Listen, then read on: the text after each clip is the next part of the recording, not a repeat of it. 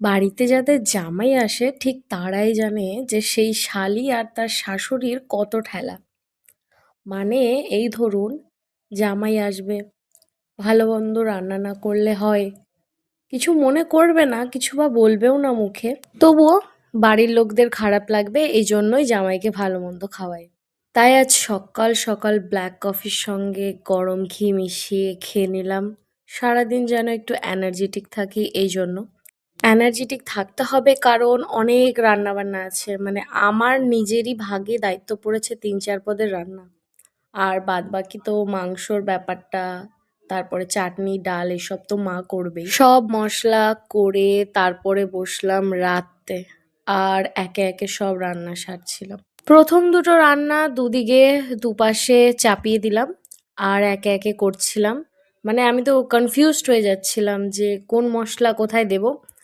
তবে ভাগ্যিস সব মশলা মানে অ্যাকুরেট ওয়াইজ দিতে পেরেছি।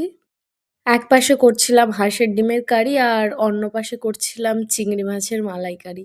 যাক, মানে মশলা মিশে যায়নি, এটা আমার থ্যাংক টু গড, ঠিক আছে? অনেক কনফিউজ ছিলাম আর অনেকটা তাড়াহুড়োও ছিল। তাড়াহুড়ো করতে হয়েছিল কারণ ওদেরকে বলেছিলাম যে ১২টা-১টার দিকে আসতে, তো এই জন্য আমাদের রান্না এখনো কমপ্লিটই হয়নি আর মাছই আনা হয়েছে অনেক লেটে, যার কারণে এত তাড়াহুড়ো করতে হচ্ছিল। আর এদিকে এসে দেখি যে মায়ের রান্না তো প্রায় শেষ। মা এখন অন্যান্য রান্নাগুলো যেমন চাটনি, ডাল এটা করলে ব্যাস মায়ের কাজ আমার শেষ। ওই দুটো রান্নাও প্রায় শেষের দিকে, তবে এখনো বাকি আছে পাবদা। ওটা যে কখন করব কে জানে। তবে আজকে মায়ের আগে আমারই রান্না হয়ে যাবে, এটুকু আমি শিওর, কারণ আমার কাছ থেকে কেউ কখনোই জিততে পারে না। যাই হোক, নিজের তারিফ অনেক হলো।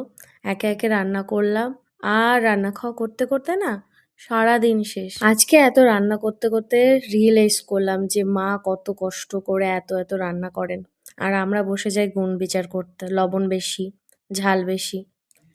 যাকগে, আজকের মতো এটুকুই।